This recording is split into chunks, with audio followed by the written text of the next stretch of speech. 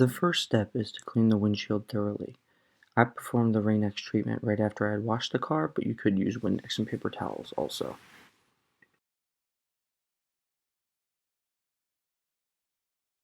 The next step is to simply apply the Rain X to the windshield.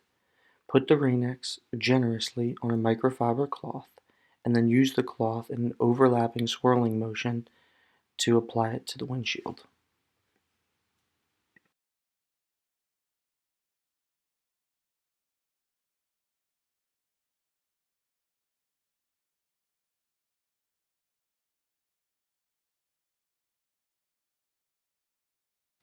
After you have applied the Rain X to the windshield, the next step is simply to wait.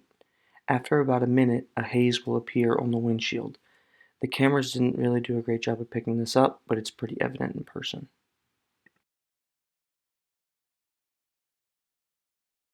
The last step is to use a clean, different microfiber towel to wipe off all of the Rain X haze.